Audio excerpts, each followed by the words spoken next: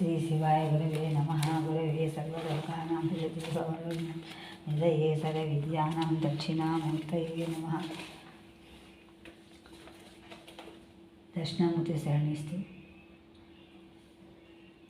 కవుల అందరి హృదయం తెలియాలని దక్షిణామూర్తి శరణిస్తూ చెప్పడానికి ప్రయత్నిస్తున్నాం. నిన్న మనం వర్షాలు హేమంతి గ్రీష్మ ఋతువు అయిపోయింది.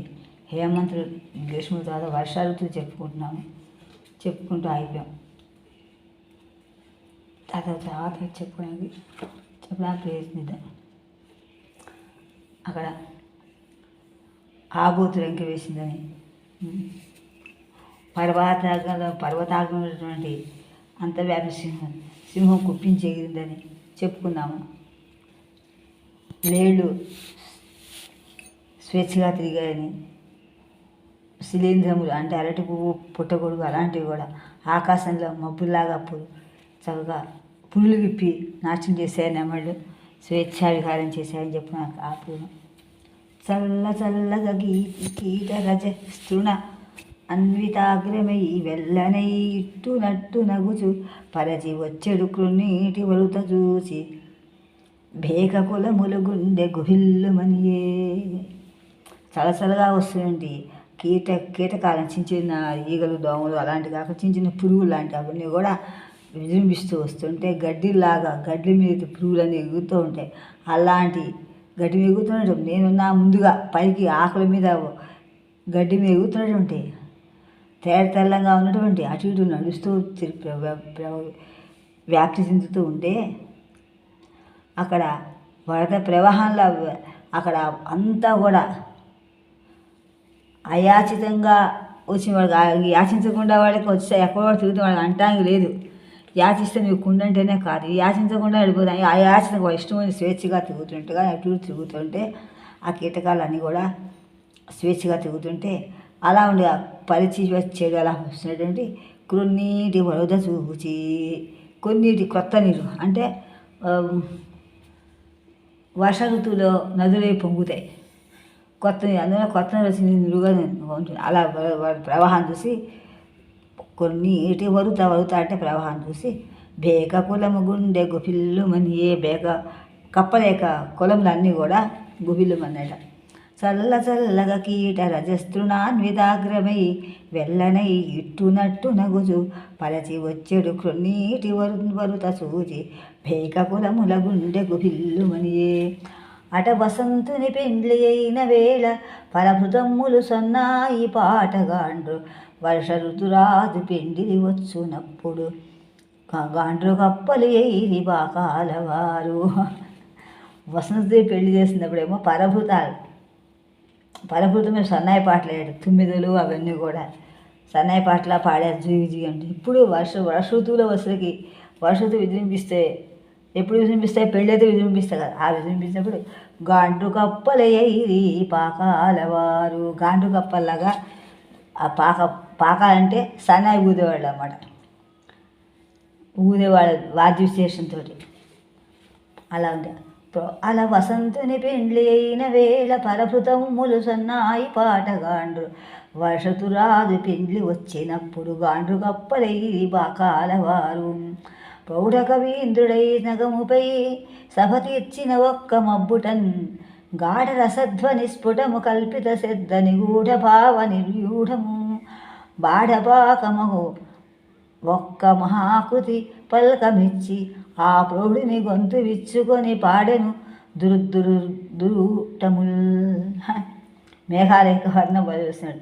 ప్రౌఢ కవీంద్రుడై నగముపై నభతీర్చిన ఒక్క మబ్బుటన్, ఒక మబ్బు, పెద్ద మబ్బు ప్రౌఢ కవీంద్రుడిలా సభ తీర్చుకుందిట.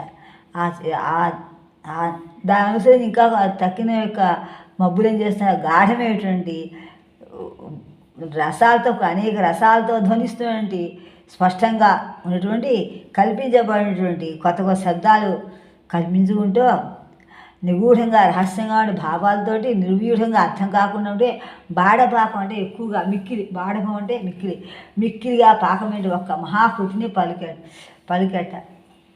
ఎవరికి అర్థం కావాలంటే తెనాలి రామకృష్ణుడు ఎలాగైతే అర్థం కాడో మాట్లాడాడో కవిత్వం అందరిని ఆశీర్వదించాడో ఈ మబ్బు కూడా ఆకాశ సపోతి తగులుస్తుంటే తక్కినవన్నీ కూడా రాగాలతో హాస్యం చేసేట అన్నీ కూడా నాట్యం నిగూఢమైన రసాలతోటి కల్పితమైనటువంటి గొప్ప మిక్కిలి పాటగా పాడేట మహాకృతి చేసేట ఆ మెచ్చి వాడు ఆ మబ్బు అనే మహాకవింద్రుడు ఏం చేసేట ఆ ప్రౌఢి గొంతుక విచ్చుకొని దుర్దురుటం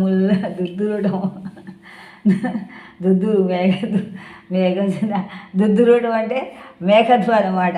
ఆ మేఘధ్వని దాన్ని తిరిగి ఇంకొంత ఎక్కువగా వాడంట. నువ్వు అరిస్తే నేను అరిస్తే చిన్నపిల్లలు అరుస్తుంటే వాళ్ళ మన సరదాగా వాళ్ళగా మనం అరుస్తాం. చిన్నపిల్లలు సహజంగా అరుస్తారు. వాళ్ళు మన వాళ్ళు గట్టిగా అరిస్తే వాళ్ళు అరుపు మానేస్తారు. అలాగే ఎవరు దెబ్బలాడకుండా అలా శివాక్షరం అలాగే పుట్టాయి కదా. దేవతలతో కూడా దెబ్బలాడుతున్నప్పుడు శివుడు వాళ్ళతో నాట్యం చేస్తుంటే ఆ అగురుడు రాక్షసుడు నీ లెక్క నాకేంటని చెప్పి పవరెక్కి తాండవం చేస్తుంటే శివుడు దేవత అందరూ కలిసి వాడు నాట్యం చేస్తే ఆ అగురుడు రాక్షసుడు అమ్మో నాకన్నా మీరు బాగా గొప్ప చేస్తాను ఇంకా అరవని చెప్పి నోరు మూసి కూర్చున్నాయంట. ఆ మహారాష్ట్రుడు శివపార్వతులు ఇంతకన్నా తాండవం నాట్యం చేస్తున్నారు ఇక నా ముందెందని అప్పటి నుంచి కూడా వాళ్ళు బలం తగ్గించుకుని అనిమడిగా ఉన్నట్టు అగురుడు రాక్షసుడు. అది ఇక్కడ కూడా ఆ సభనే తీరిస్తే ఆకాశంలో మబ్బు పెద్ద మబ్బు ఆ చిన్న మబ్బులాగా ఇవన్నీ కలిసి ఆగిపోయాట అనే ఉపమానం బాగా చెప్పారు. ఉపమా కాళిదా జంట కవులవోలమింట ప్రౌఢ కవీంద్రుడై నగముపై సభదీర్చిన ఒక మబ్బుటన్ గాఢరసధ్వని స్ఫుటము కల్పిత శబ్ద నిగూఢ భావ విరూఢము బాఢపాక మగు ఒక్క మహాకృతి బల్కమిచ్చి ఆ ప్రౌఢుని గొంతు విచ్చుకొని పాడెను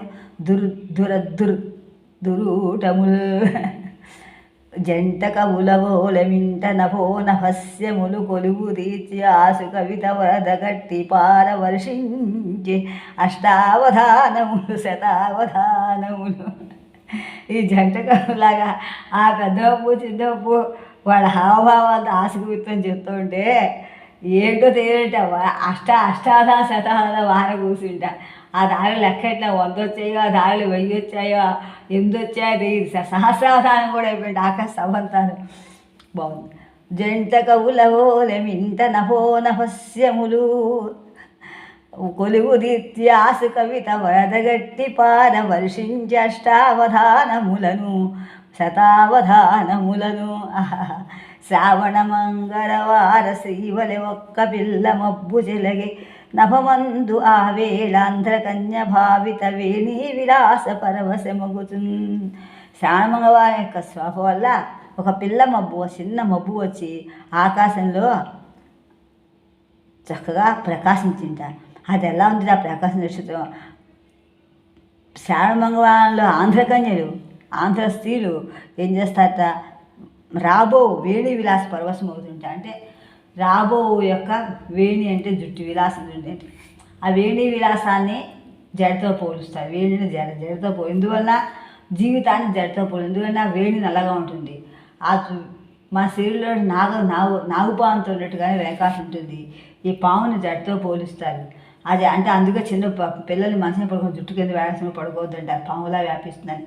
అంటే ఈ నాగదోషాలు ఉంటే పోతాయి. నాగదోషం పోవడానికే శ్రావణ మంగళవారం పెట్టారు ధ్వని.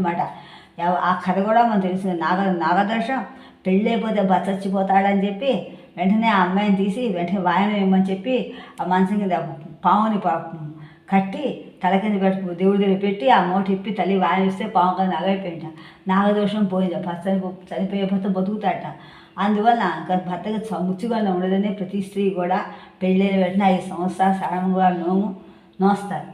అది ఏ మాత్రంగా దాన్ని బెడిసిపోతుంది. బాగా జాగ్రత్త చేసేవాళ్ళు నిజంగా మాత్రం అణువు జాగ్రత్త చెప్పేవాళ్ళే, వినేవాళ్ళే, అంత బాగా నిష్ఠగా చేసేవాళ్ళే, నిష్ఠగా చెప్పేవాళ్ళే. అందుకే చాలామంది ఈ కాలంలో అమ్మగుళ్ళు అయిపోతున్నారు స్త్రీలు. అందువల్ల దాని విలువ, దాని ప్రాముఖ్యత, దాని గొప్పతనం కనిపించట్లేదు. నిజంగా అలా చేస్తే ఖచ్చితంగా భర్త చావుడు బతుకుతాడు. ముచ్చు రాదన్నమాట. అలాంటి మంగళవారం అందువల్ల ఆ పాముకి దానికి కూడా ఉంది సంబంధం. వెన్నుపాములా ఉంటుందని, వెన్నుపాములా జుట్టు ఉంటుందని, వెన్నుపాములు నాగదోషాలన్నీ పోతాయని, ఎంత పెద్ద జుట్టు ఉంటే అంత గొప్ప నాగదోషం సమస్య చెప్తూ ఉంటారు పెద్దవాళ్ళు అని ఆర్యుల మాట, పెద్దవాళ్ళ మాట. ఆ సర్వనాగదోషాలు పోవడానికి కూడా శ్రావణ మంగళవారం చాలా ప్రసిద్ధమైంది. ఆ పూజ చేసిన పచ్చ అక్షంతలు వేసుకుంటే అలా శ్రావణ మంగళ అలా ఉంటే ఆకాశంలో మబ్బు, ఓ మబ్బు అందంగా ఎలా ఉందిట. స్త్రీ ఎలా అయితే ఆ శ్రావణ మంగళవారం నోచుకొని వాయనం ఇచ్చి తన యొక్క నాగదోషాన్ని పోగొట్టుకుంటుందో అలా వేణి విలాసం, వేణి అంటే జడ అనమాట, వేణి విలాసం అంటే కృష్ణవేణి, అలా వేణి విలాసంగా ఉంటుంది. అంటే ఒక పరవశమైన జుట్టు రాబో జీవితానికి తగినట్టుగా జుట్టు యొక్క విలాసంతో అంటే ఆడపిల్ల చక్క పెద్ద జడేసిన పూలు పెట్టిన అందంగా నాగదోషం పోయేట్టుగా పెద్ద జడేసిన పూలు యొక్క నాగభవన్లాగా నాగేంద్రుడే చేసినట్టుగా జుట్టు ఉయ్యారంగా నడుస్తూ వాయనాలు ఇస్తే చాలా గొప్పదని ఆయుళ్ళు అంటారు.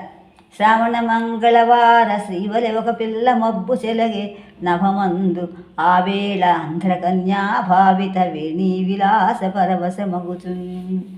ఆ వేణి యొక్క జుట్టు అంతా కూడా అందంగా ఉంది, జుట్టు అంతా కూడా పరమశ్రేష్ఠుగా ఉంచారు. అంటే మంగళవారం ఒక ఫలితం ఇందులో కనబడుకొని చెప్పారు. ఆకాశమనడి అనేక పస్వామి ఆకంఠముగ నాగాంబురముల్ సాగరాంబువుల్ గ్రోలి చలద్ బద్ధమాలిక చలమున చేసి లలిత శుండాగ్ర జలములు జడసదల.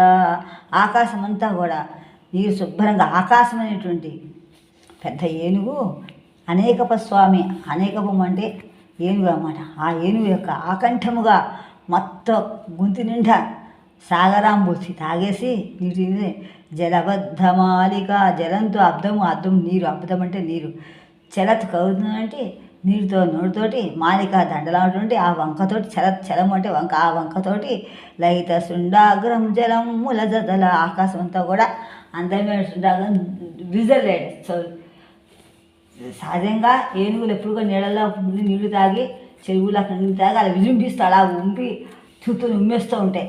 తన చిత్కారం వల్ల అంతా నీళ్ళు వ్యాపింపజేస్తుంటాయి. ఇక్కడ కూడా ఆకాశమైనటువంటి ఏనుగు నీళ్ళంతా సాగరంలో నీళ్ళని తాగేసి మరి ఆకాశం అనేది వెలువెళ్తుంటాను ఆ వంకతో జరిగినట్టుగా ఉందని చెప్పారు. చలదు అబ్దమాలిక చలమునా, నీటి యొక్క మాలికలాగా ఆ నీరు అలా ఉందంటే ఆకాశం జరిగింది అంటే మబ్బుల యొక్క నీరు ధారాళంగా అలా ఉందని వర్షం చెప్తున్నాం అన్నమాట. ఏనుగు నీరు జరిగిన జల్లులాగా వాన ఉందని చెప్ప.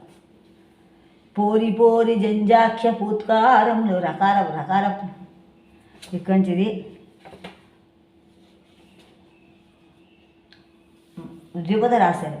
బోరి బోరి జంఝాఖ్య పూత్కారములను తొలగించు జల్లులై తోచి వర్షములు కరక తర్షిత ఉత్కర్షములగుచు హర్ష కవి సమూహ ఆర్ష కావ్యములు దంతాగ రుచి జాత తాళధళ్యములు అంతంత మెరుపులై అందంద వెలయ లంబోదరములై అంబుపూరముల అంబుదమ్ములు కొన్ని అందందురేల నగ బృంహితమ్ములు ఘీంకారములుగాగ ఘన వృక్షములు వేళ్ళు కదిలే త్రెళ్ళంగా రంపిల్లినట్టి వర్షావేళల అలరే సొంపైన గణపతి స్ఫూర్తిత ఆకృతిల్.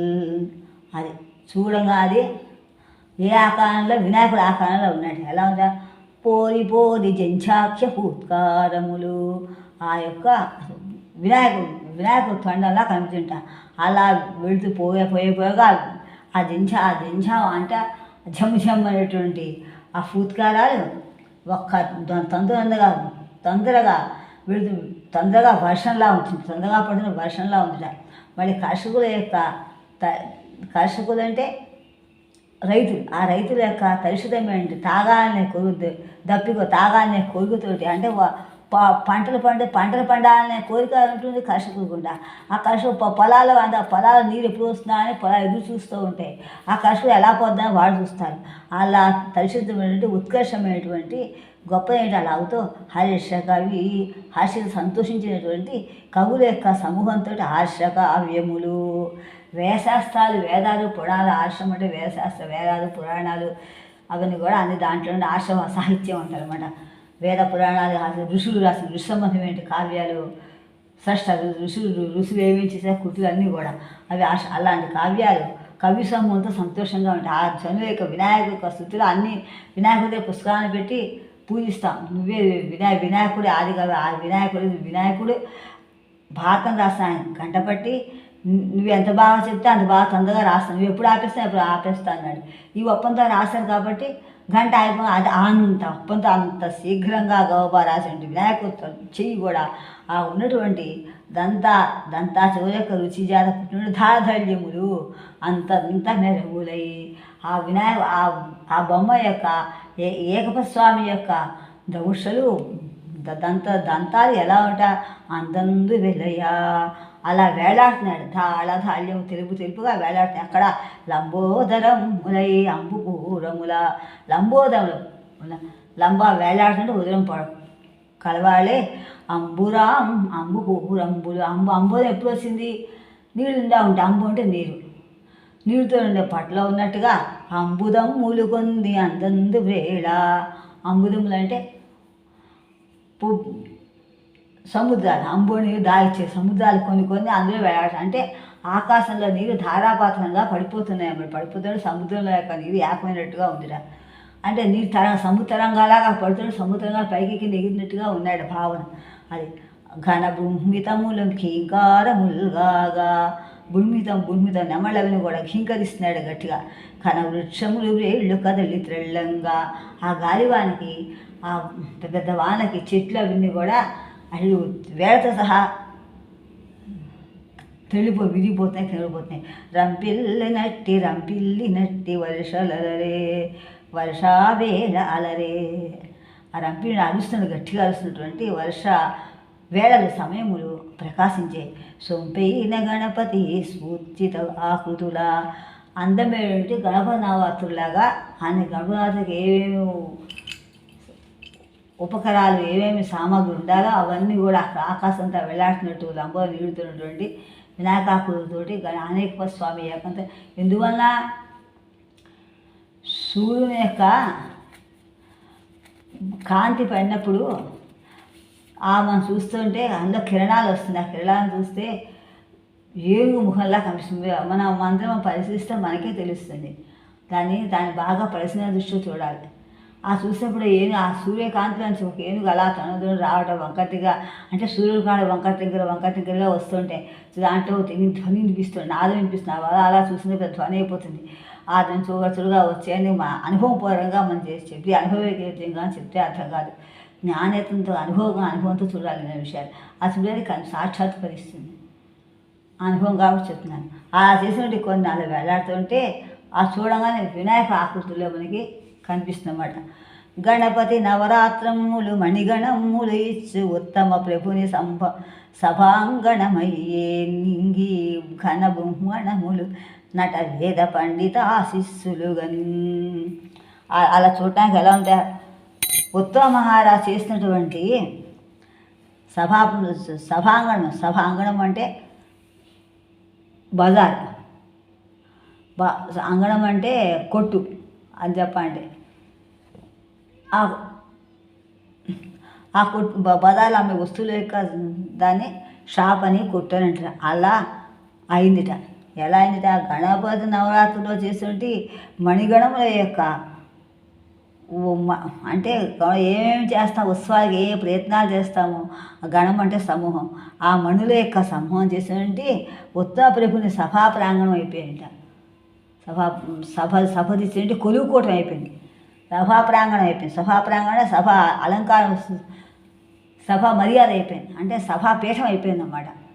అర్థం చూడంగానే ఉత్తమ చేసినటువంటి ఏర్పాటు చేసినటువంటి ఒక విధమైనటువంటి వినాయక ఉత్సవం పెట్టినటువంటి ఉత్సవం తీసినటువంటి ఒక గుడిలాగా, ఒక ఆలయంలాగా చిన్నగా చేస్తుంటాం కదా ఉత్సవం. గణమాతలకి అప్పుడప్పుడు చేసి డెకరేషన్ చేస్తుంటాం. అంటే అలంకరించి అన్ని చేసి సామూహికంగా అలంకరించి అన్నీ డెకరేషన్ చేసి అన్నీ పెడుతాం. లైట్లు, దీపాలు పెట్టాయి. ఇక్కడ మణులతోనే ఉత్తమహారికి మణులతోనే పెట్టారు, మణిగణాలతో పెట్టారట.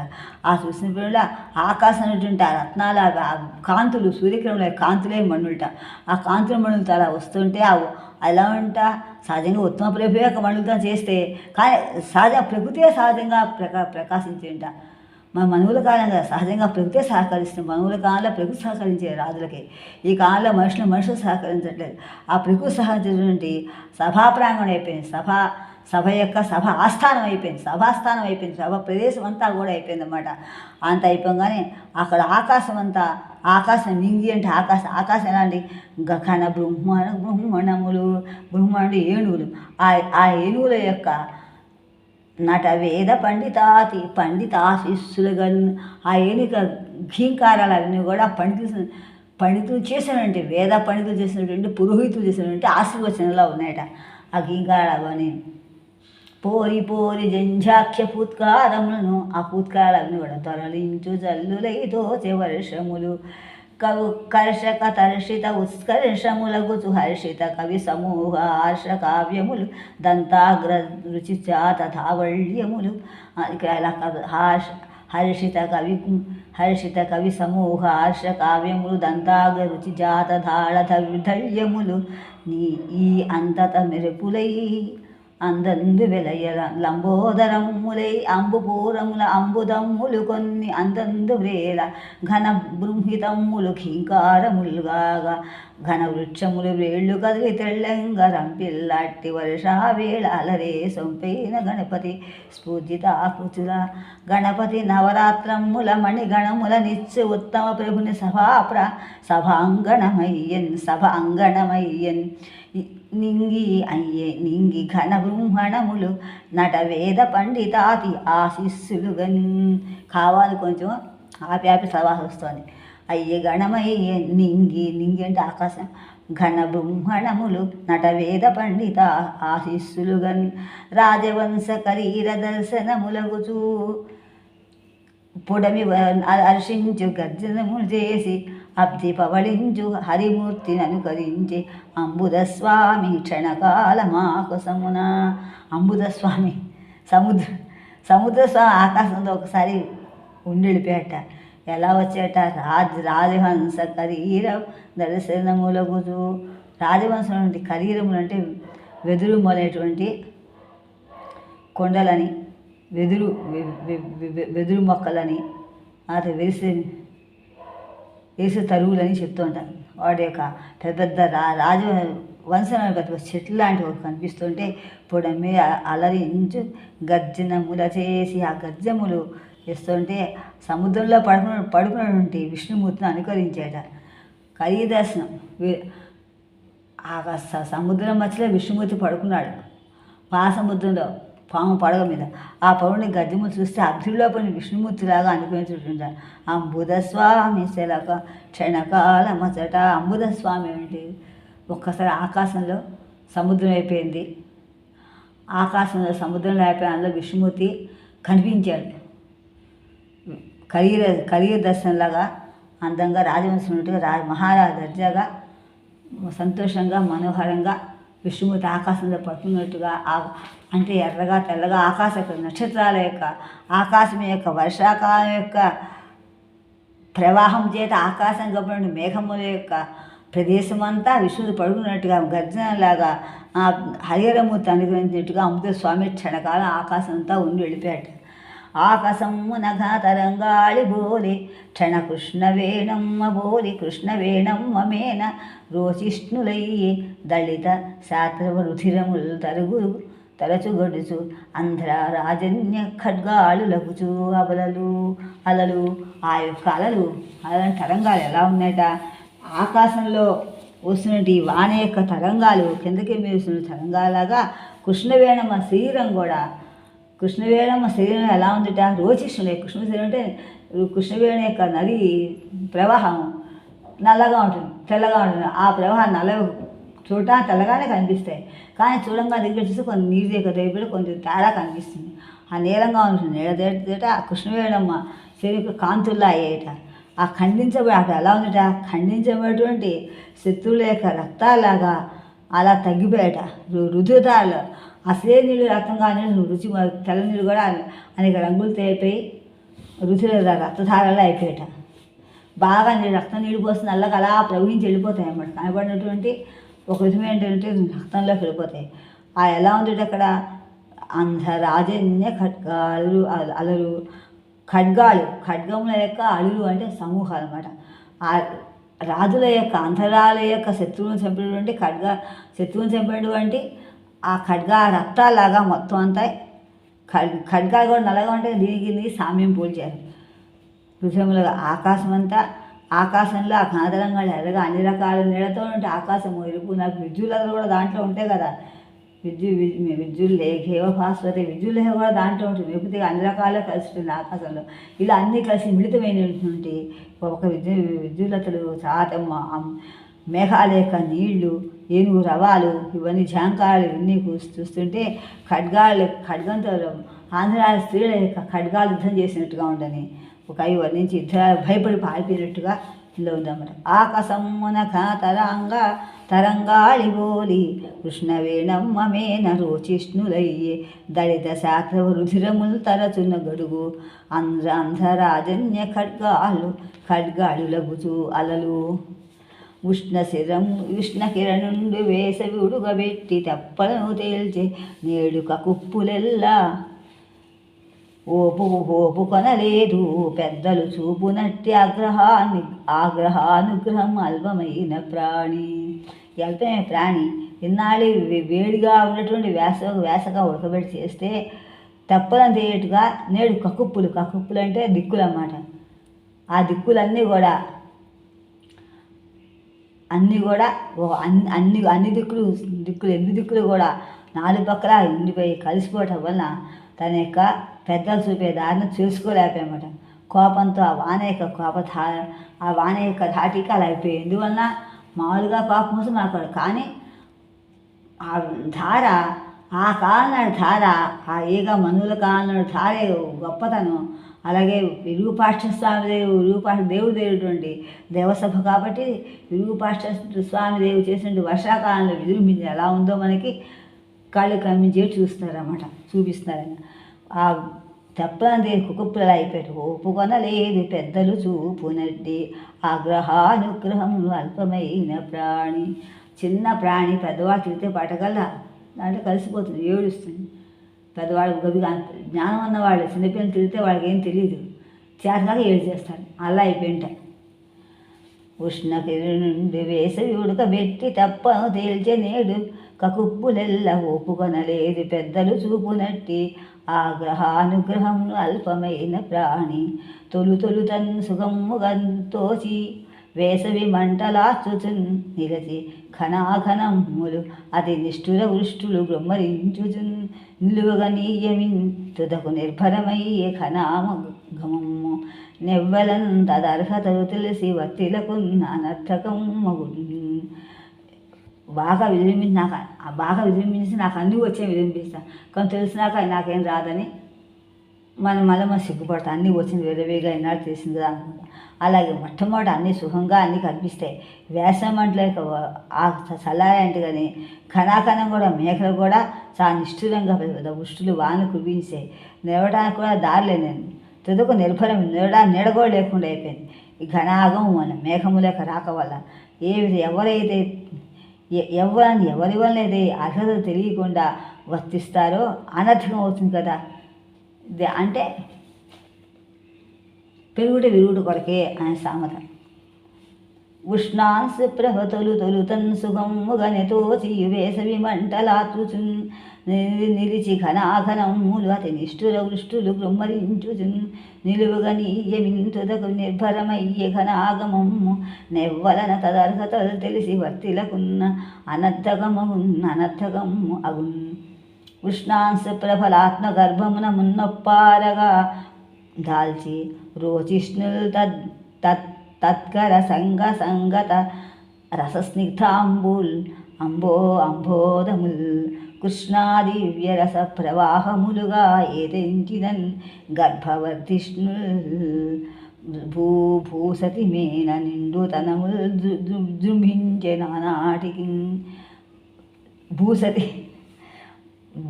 భూదేవి శరీరంలో నిండుదనాలు విజృంభించాట రోజుకి. ఎలాగట? ఉష్ణాంశుభ్రభరాత్మగర్భమున మున్నొప్పారగా తాల్చి వేడి యొక్క భూదేవి వేడి యొక్క ఆ వేడి ఆత్మలో ప్రభలు వేడి కాంతుని ప్రభలో దాచుకోవడం వలన ముందు ప్రకాశం, తర్వాత రోచిష్ణ అంతమే వచ్చింది. కానీ తత్కర సంగతర లంబోదం మేఘాలు అలా బాగా నీళ్ళతో నిండి మీదకి వచ్చి ఉంటారు. మేఘాల యొక్క కృష్ణాదేవి ప్రవాహంతో ఎత్తించామట. కృష్ణా ప్రవాహంతో మేఘాలు నల్లగా ఉంటాయి, కృష్ణాది నల్లగా ఉంటాయి. కృష్ణాది మేఘాలు రెండు కలిసి రెండు వైపు ఆ రెండు తట్టుకోలేక ఒక్కసారి మీదకి వచ్చేస్తే గర్భవద్ధిష్ణుల్ గర్భంలో రెండు కలిసి వచ్చింది. కడుపులో బెల్లట్టుగా వచ్చేసరికిను భూసతి మేన నిండుతనముల్ కడుపుతున్న స్త్రీలు అయిపోయింట భూదేవి. భూసతి గర్భవద్ధిష్ణుల్ భూసతి మేన నిండుతనములు జృంభించి నానాటికి అంటే భూమి కూడా నీటితోటి నిండిపోయామాట. ఒక వరదలు ఆకాశం మేఘాల యొక్క వాన, కృష్ణవేణి వరద ఈ రెండు కలిసరికి భూదేవి కడుపునట్టు అయిపోయింది అన్నమాట. ఉష్ణాంశ ప్రభరాత్మగర్భమున మున్నొప్పారగా దాల్చి రోజిష్ణు తత్కర సంగత రసస్నిగ్ధాంబులంబోదము కృష్ణాదివ్యరస ప్రవాహములుగా ఏతించినన్ గర్భవద్ధిష్ణుల్ భూసతి మేన నిండు తనముల్ జృంభించె నానాటికి నభమందు ఎల్లడ కారు క్రమ్ముకొనియన్ గర్వాంత కుప్యద్విష ప్రభు శౌర్య ఉగ్ర గభస్థితిలు దర్పం వేద కర్తం దర్పంబు ఏత దర్పం వేద కాదంబిని మేఘమాల అమరం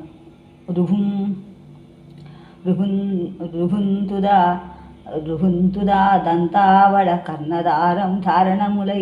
కర్ణధారణములై జృంభింపగజాత్వను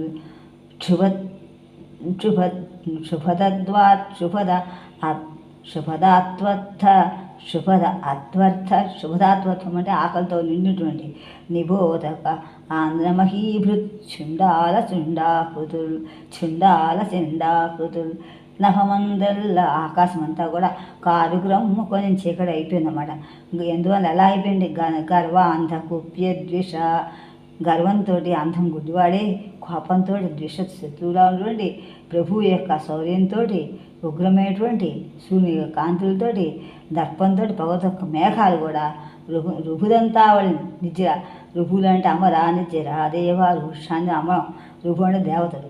ఆ దంతాలే దేవతల యొక్క సమూహం అంతా కూడా కర్ణధారంలో జలింప వాళ్ళు కూడా ఆకాశంలో మేఘాలు దాటి తట్టుకొని వాళ్ళు కూడా గర్జిస్తున్నారు. జృంభింప గర్జాధ్వనులు వాన్ తట్టుకోలేక వాళ్ళు కూడా అలా వాళ్ళు ఎలా ఉన్నారట? అలా ఉంటే శుభద్వాధ్వత్థ నిబోధక ఆంధ్రమహి భృత్ చుండాల అసలు వాన వస్తుంటే వాళ్ళకి ఆహారం ఎక్కడ వస్తుంది? యజ్ఞహోమాలు చేయాలంటే వానను, దేవతకు ఆహారం కావాలంటే మునీశ్వరులు ఋషిస్తులు యజ్ఞాలు చేయాలంటే వేదబంధులు చేయాలంటే వాన ఉండకూడదు. అవి వాళ్ళకి ఆహారం వస్తుంది దేవతలకి. అందులో ఇంద్రాయ స్వహ వరాణాయ స్వహ వేసిన వాళ్ళు ఆహారం వేయడానికి ఆహారం వేస్తే కానీ పితృవ్యవస్థ ముందుకెళ్ళదు. పితృవ్యవస్థ ఉంటే కానీ మనిషి జాతి లేదు. మనిషి జాతి ఉండాలంటే దేవుడు సృష్టించాలి. అంటే పితృవుల కన్నా గొప్పవాడు దేవుడు. పితృవులు అనుగ్రహిస్తేనే దేవుళ్ళు ఇస్తారు. మనం ఉంటేగా దేవుడు నమస్కారం చేయడానికి. మరి ఆ దేవుడు నమస్కారం ఎలా చేస్తాం? మనం ఉండాలంటే పితృదేవత రుణం మనకు ఉండాలి. రుణం ఉండాలంటే వంశాబుద్ధు అంటే ఆ దేవత ముందే యజ్ఞాలు చేయాలంటే యజ్ఞాలు ఆ ప్రకృతి అనుగ్రహించాలి. ఇలా ఉన్నట్టుగానే నభమందెల్లడల కారు క్రమ్ము కొనియన్ గర్వాంధ కుప్యద్విషత్రభు శౌర్య ఉగ్ర గపస్థితితుల్ దర్పం వేద కాదంబినిల్ తావళ కర్ణధారణములై జృంభింప గర్జాధ్వనుల్ శుభధాత్వర్థ నిబోధక మహీభృత్ చండాకృతుల్ ఆ ఉన్నటువంటి ఈ ఆకలి వేస్తున్నటువంటి దేవతల యొక్క ఆగ్రహాన్ని పొంది ఆంధ్రుల యొక్క మహీభృతు రాజుల యొక్క గొప్పదాంట్లో చండ ఆకృతితో మందు ఉన్నారని మనకి చెప్తున్నారు. స్నపమందెల్లడ కారుక్రమ్ము కొనియన్ గర్వాంతకుప్య ద్విషత్ప్రభు శౌర్య ఉగ్ర గభస్తి రీతితుల్ దర్పం వేర కాదంభినిల్ రుహుదంతావళ కర్ణధారణములై జృంభింపగద్యాధ్వనుల్ శుభదాత్వర్ಥ నిబోధకాంధ్ర బహిభృత్ చుండాల చండాకృతుల్. సుండాలం అంటే ఒక చేతుల నుండి యజ్ఞహోమాల యొక్క ఆకృతులు లేవని చెప్పనమాట. మెరసన్ దీర్ఘతరాసి భాసితములై మిన్నిల్ల విద్యుల్లతల్ కురిసెన్ ఘోర శరావళులు తళముగా ఘోరాంబుద వ్యూహముల్ పరచన్ వాహినులట్ల వాహినులు శుంభద్వేగ దుర్వారముల్ విరిగెన్ మ్రాకులు ధూర్త శాత్రవ మహీభృత్ సర్వసేనాంగముల్. అలా వస్తుంటే ఒక్కసారి ఆకాశంలో మెరిసింది విద్యుత్ కాంతి. దీర్ఘతరాసి దీర్ఘతరమేంటి కత్తితోటి ప్రకాశిస్తున్నటువంటి ఆ ఆకాశంలో వెన్నెలేక విద్యుల్లతలు మెరుపు తీగలు ఇంద్రధనస్సు వస్తుంటే వ్యాపించింట. అలా ఉంటే భయంకరమైన బాణాలతో వేస్తున్నట్టుగా సమూహంగా వస్తుంది. అంటే ఆకాశంలో మేఘాలు దర్శిస్తున్నప్పుడు ఇంద్రధనస్సు వస్తుంది, పిల్లల్ని చూస్తూ ఉంటాం. ఆ ఇంద్రధనస్సు యొక్క కాంతిలో ఇంకా అప్పుడు ఎక్కువ వాన వస్తుంది, అది వస్తే ఎక్కువ వాన వస్తుంది అర్థం అన్నమాట, సూచన. అది వస్తే ఇంకా వానలు వస్తాయి, పక్క వానలు వస్తాయి అర్థంలో. ఘోరాంబుద వ్యూహములు భయంకరమైన అంబుదం యొక్క మేఘాల యొక్క వ్యూహాలు సమూహాలు బాబు. వాళ్ళు చేస్తున్నట్టు ఊహ చెయ్యాలని వాళ్ళ యొక్క వాళ్ళ యొక్క చెయ్యాలని ఊహ వాళ్ళు చేద్దామని ఏమేమి చేస్తామో చెప్పాడు. అంటే వచ్చే వాటిని మనం చూపే ఉదాహరణలు అన్నమాట. ఇంకా అలా వేయటం వల్ల ఇంకా వాన వస్తుందని చెప్పడం అన్నమాట. ఇంకా ఎక్కువ వానలు వస్తాయి. ఆ వ్యూహాలు మనకి పన్నాగాలు కూడా సన్నివేశ పరచని కల్పించే వాహినులు సమూహ సేనలు. అలా మనకి వాహినులని అట్లా ఆ విధంగా వాహినులు మనకి వాటి ప్రవాహాలు వాటి యొక్క సేనలు మనకు కల్పించాయి. బాగా వేగంగా వస్తున్నటువంటి వాయించడానికి వీలైనటువంటి ఆ చెట్లు అవి కూడా విరిగన్ భూకుల ధూర్త. ఆ చెట్లు మ్రాకులు చెట్లన్నీ కూడా మ్రాకులు చెట్లు కొమ్మగా ధూర్త మూర్ఘుడైనటువంటి ధూతుడైనటువంటి శాస్త్ర మహీభృత్ సర్వసేనాంగములు శత్రువుల యొక్క మహారాజు శత్రువులు అంత సేనలు కూడా మహారాజు యొక్క సేనలన్నీ కూడా సేనంతా కూడా నాశనం అయిపోయింట. తోటి శత్రురాల యొక్క సైన్యం అంతా నాశనం అయిపోయింట. ఎలాగా ఆకాశం వైపు తీయగలతో వానొచ్చి అందరి తటాపటాలు చేసి పటాపంజలు చేసి వ్యాప్తి చేసిందో అలా శత్రురాలి గుండెలు గుబేనట్టు ఆ మహారాజు యొక్క సేనతోటి శత్రువుల గుండెలు గుబేనట్టు చేసేట. ఆ శత్రురాజులకి ఆకాశం మేఘాలకి పోల్చారన్నమాట. మేఘంలో వానికి మెరిసెన్ దీర్ఘతరాసి భాసితములై మిన్నెల్ల విద్యుల్లతల్ కురిసెన్ ఘోర శరావళులు దళముగా ఘోరాంబుద వ్యూహముల్ పరజన్ వాహినులట్ల వాహినులు శుంభద్వేగ తుర్వారముల్ విరిగెన్ రాకులు ధూర్త శాత్రవ మహీభృత్ సర్వసేనాంగముల్ హర్షం వందగ కర్షకావళులు గ్రీష్మాత్యంత సంతాపి దుర్ధర్ష ఉగ్ర ఆత్మగభస్తి భిన్న ఉదయన్ ధాత్రిన్ ప్రసాదించుదున్ వర్షాంతస్ఫురత్ ఆంధ్రనాయక బిభ్రస్వత్ జైత్రయాత్రా సముత్కర్ష ద్యోతక రీతులు ఎందు వలసన్ ధరావ్యూహములంతా కూడా ఎలా విరిగేటప్పటి హర్షం వందక కర్షకావళులు కర్షకులు అంటే రైతులు కూడా చాలా సంతోషం, పంటలు బాగా పండుతాయంట. గ్రీష్మంలో ఎండలు బాగా వస్తాయి, పంటలన్నీ ఎండిపోయాయి.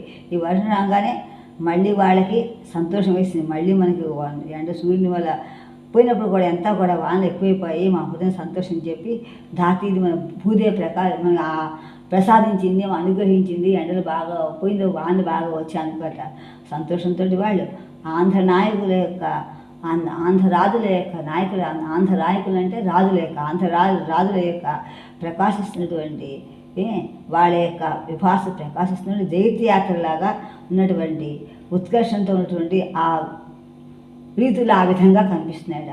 జైత్రయాత్రతో మహారాజు చేసినట్టుగా ఉందిట. ఎలాగా వర్షాకాలం వచ్చిన తర్వాత కర్షకులు ఎంత సంతోషించారో, వానాకాలం పోయి ఎండాకాలం పోయి వర్షాకాలం సంతోషించారు రైతులు, అలా సంతోషించారట వీళ్ళు కూడా.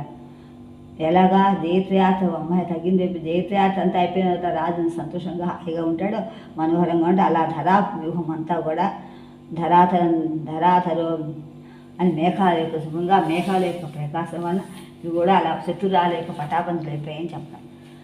హర్షం వందక కర్షకావళ గ్రీష్మాత్యంత సంతాపితుద్ధర్షోగ్రాత్మగభస్తి భిన్న హృదయం ధాతిని ప్రసారించుతున్ వర్షాంతస్ఫురతు ఆంధ్రనాయక విభావస్జైత్రయాత్రా సముత్కర్షాద్యోతరీతులిందు వలసిన్ ధరాధర వ్యూహముల్ చెవిశోక తొలి గజ్జచిలి పురమునహత్తే పతిమేను మది పులికితముగాగా మెరుపు చూసిన చూపు మెరసి కుల్కుమిటారి కెరళించే పతిమది కెరలు మరుని అంబరం మిదే క్రమ్మె అతివ పయోధరమ్మని హెచ్చరించి అంగణను జాణ కడిమితి వైవోలే వడలెల్ల పులకింప తలపోసి నిలువాసి తరుని తగుని నిలువు గన్నులుగా తాహర్నిశము పరులు కనియు కానట్లు కనని కాలవసత గగన విహున్ ఉబ్బి ఉబ్బి భూకాంతపై కురియను అనురాగముతో కురిసిదడులు. ఈవిడ చెవికి పెద్ద వాన్ చప్పుడు మేఘగర్జన చూస్తుంటే ఒక్కసారి చెవి ఉదయంలో అట్టినట్టు అయిపోయింట. అంటే గుండు గుబేలు అందన్నమాట ఒక్క చేతి వేస్తుంటారు. అది పతి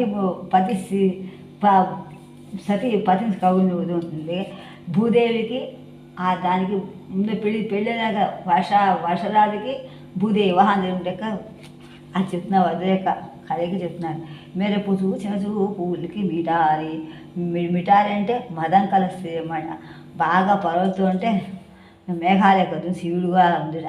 పతిమది మెరుగులు మరులో ఉంటాయి. అంబరం మీ దగ్గర మీ అది పయ్యో అంబరం ఆకాశం చూసిన పై అని హెచ్చరించేట. కడిమి తీవయ్యుబోలే వడెల్ల పులకింప తలపోసె నిలువాసి తరుణి ధౌని. కడిమి చెట్టు యొక్క ఎలా ఉంటుంది తీవి ఎలా అల్లుకుంటుందో అలా పులకరించిపోతుందో అలా ఉందిట.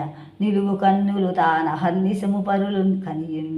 ఎల్లప్పుడూ కూడా నిలువు వారగా చూస్తూ నిలువు కన్నుతో చూస్తున్నట్టుగా, అంటే నిలువుగా అలా వచ్చేస్తుంటే ఎల్లప్పుడూ వస్తుంటే పరులను చూస్తున్నట్లుగా కాలాన్ని వశమైనటువంటి గగన విపుణ ఆకాశాన్ని ఉబ్బుబ్బుగా భూకాంతపైనే కురుస్తుంటే అనురాగ రశ్ములై కురిసే జడులు జడివాన యొక్క వానలా ఉందన్నమాట. అలా భూమి ఉబ్బి పడుతుంటే గగన విపుడు ఆకాశం నుంచి పడిపోతున్నట్టుగా అలా ఉంటే కాలానికి వశమే పెట్టిండు వాళ్ళు అలా ఉందని చెప్తున్నారు. భూకాంతం మీద పడుతుంటే అలా ఉందని చెప్తున్నారు. ఒక స్త్రీని ఒక వర్షరాజుని ఇందులో ఉదాహరణగా ఉపమానంగా పెట్టారు.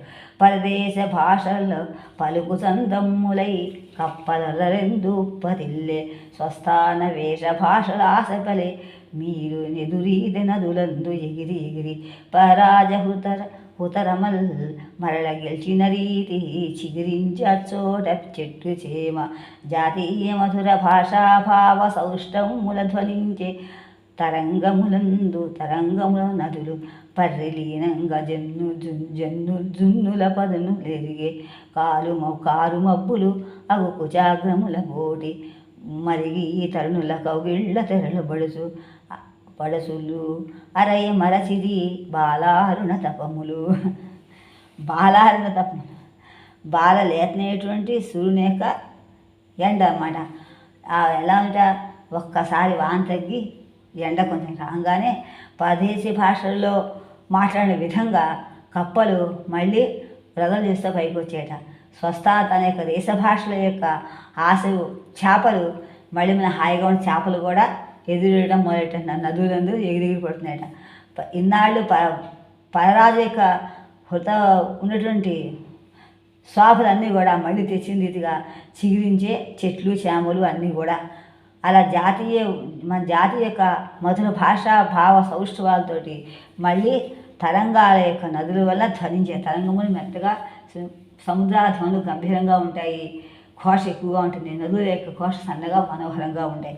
అలా వచ్చాయి. అలా ఉంటే దేవమాతృగా అదేవ మాతృక ఇనుగాగా అహల్య గౌతమర్షి పరమ తపమ్ముల పంటగా ఆస్పదగా గన్నట్టి ఒక క్షేత్రమును మబ్బులతి ఊరిమి చూడ. అహల్య ఎలాగైతే భర్త చచ్చిపోలేదు, ఏమి శాపం ఇవ్వలేదు. భర్త యొక్క తాను తప్పు చేసే అనుమానంతో నిజంగా ఇంద్రుడిని ఆవిడ కొలవలేదు, ఆవిడ వలసలేదు, ఏమి చేయలేదు. వాడు చూశాడు అంతే. చూడంగానే అది భర్త అనుకుంది అంతే. ఇలా భర్త వచ్చాడు. ఆ చూసిన చూపుకే నిజమైన భార్య కాబట్టి తను తప్పు ఒప్పుకున్నా లేకపోయినా ఆ భావం చెదిరింది. భర్త అనుకుంది కాబట్టి, అనుకోవడమే ఉచ్చిష్టం అయిపోయింది కాబట్టి ఆ చూపుకే ఆవిడ నిశ్చేష్టాలైపోయింది. నిశ్చేష్ట అయిపోయి చచ్చిపోయినా రాయకూడదు, నిశ్చేష్లా ఉండిపోయింది. కాలకుండా ఉండిపోయింది. ఏదో ఒక భయంకర సంతోషం కానీ ఏడుపు కానీ బాధ తెలియకుండా మాత్రం ఉండిపోతుంది. నిశ్చేష్ట కాలకుండా ఉండిపోతాం. ఆ స్థితి అనుభవించింది అంతే. అలా ఉంది ఇక్కడ. దేవమాతృకైనటువంటి అదేవ మాతృక అయిపోయింది. అలా చూస్తూ అహల్య గౌతమర్షి పరమ తపఫలమంట కాస్మతగన్న. అహల్య గౌతమ యొక్క పరమర్షి మహర్షుల యొక్క ఆస్పదము నివాసస్థానముడిగా, ఆస్పదము దానికి నిదర్శనం ఇలా చెయ్యాలని చెప్పడం అన్నమాట. అలా అన్నట్లుగానే ఒక్క క్షేత్రం నాకు ఆ మబ్బులు ఉరిమి చూసే అలా మబ్బులు ఉరిమినట్టుగా అంటే మబ్బులు ఎలాగైతే అహల్య ఎలాగైతే అలా నిశ్చేష్ట అయిపోయిందో మబ్బులు నిశ్చేష్ట అయిపోయాయన్నమాట. అవి కూడా కాలకుండా అలా అయిపోయాయన్నమాట మబ్బులు.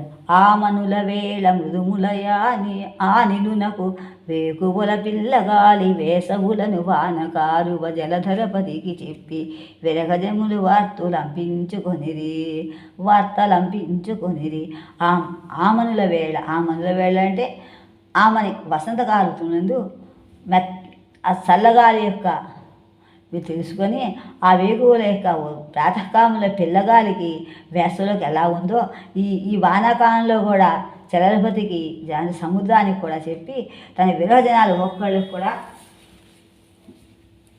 వార్తలు అందించినట్టుగా ఈ కాలంలో ఉత్తరాలు రాసి పంపినట్టుగా అలా సముద్రాలకి ఆ ఋతువులకు కూడా ఉత్తరాలు రాసినట్టుగా అవి చెప్పారు. మన ఋతువులకి వసంత ఋతువుకి వర్ష ఋతువు ఒక్కళ్ళు ఉత్తరాలు రాసి చెప్పినట్టుగా సముద్రానికి రాసినట్టుగా. వసంత ఋతువు సముద్రానికి, వసంత ఋతువులు చల్లగాలులు జలధరపతికి సముద్రానికి కూడా వాన వస్తున్నటువంటి వాన వల్ల సందడి చేస్తున్నట్టు సందడి చేస్తున్న ఆ జలపతికి ఇద్దరికి కూడా ఒకళ్ళ యొక్క విరహతాపాన్ని నేర్చినట్టుగా ఒకళ్ళు సంబంధించినట్టుగా కవించారు.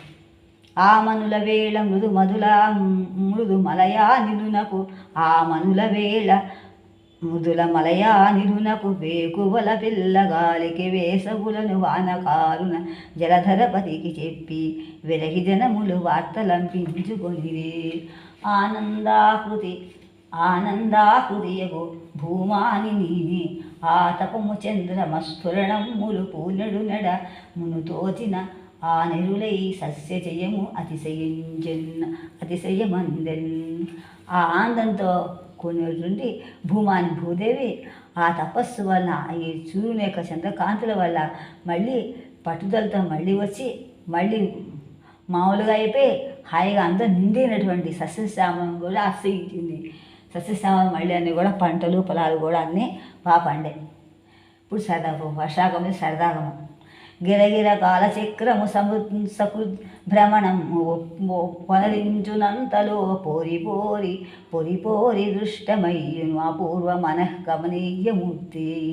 సద్దుతు వేగుజించి వికసద్దిన పద్మదళ ప్రకార సుందరతర రేఖమై పరిణత ఉద్గమశాలి సస్యమై.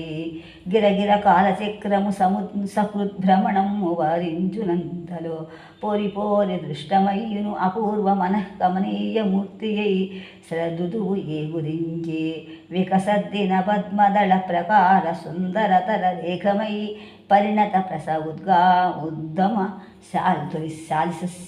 ఉద్గమశాలి సస్యమై. సరదాగా ఇప్పుడు ఏంటో పంటలు బాగా పండి గిరిగర బంగారం తినేట్టుగా గిరిగర కాలచక్రము బాగా తిరిగిపోయాయి. అలాగా మంచిగా సముద్భ్రమణంతో సవ్యంగా తిరిగినంతగా ప్రయత్నించినటువంటి కనిపిస్తున్నటువంటి ఎప్పుడు కనిపిస్తోంది కనిపిస్తాను ఎప్పుడూ పండినంత గొప్పగా పంటలన్నీ బాగా పండి కామని ఇయ్యము శరదృతు. ఆ శరదృతు చాలా సంతోషంగా శరత్కాలం వచ్చిందన్నమాట. ఎలా బాగా వికసించింది పద్మంలాగా పూర్తిగా వికసించేటువంటి పద్మ దళాలు పద్మ రేకులతో ఒక అందమైనటువంటి రేఖలాగా పూర్తిగా పరిణతమైనటువంటి పుట్టినటువంటి ఉద్గమ గొప్పగా శాశ్వతమే. అంటే సముద్రాలు నీళ్ళు పోతే నీళ్ళు బాగా నీళ్ళు ఉంటే సముద్రాలు నీళ్ళు బాగా పండుతూ ఉంటాయి, పువ్వులు వస్తుంటాయి, అవి నాలుగు ఉంటాయి. క్షమాతల మెల్ల నవధాన్య కటకమై అంధ్రరాజన్య కీర్తి చంద్రాతపములు క్షీరసాగర వీచికా స్నిగ్ధ కుర్కృణులు సాగి అట కౌముదీ మహోత్సవములు అవని.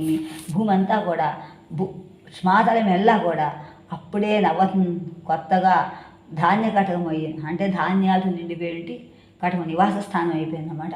ఎలాగా ఆంధ్రరాజు యొక్క కీర్తి సూర్యచంద్రుల యొక్క ఎండలకి వేడికి తట్టుకొని ఎలా ఉన్నాయో క్షీరసాగర విసుక సముద్రం యొక్క గాలి వల్ల స్నిగ్ధమే దట్టమైనటువంటి కాంతులు, రుచులు, క్షుణులు అంటే కాంతులు, ఆ కాంతులు అంతా ప్రకాశించాయి. కౌముది మహోత్సవంలాగా భూమి యొక్క అంటే నీరు ప్రశాంతంగా ఉంది, ఆకాశం చల్లగా ఉంది, అందుకే సంతోషంగా ఉందన్నమాట.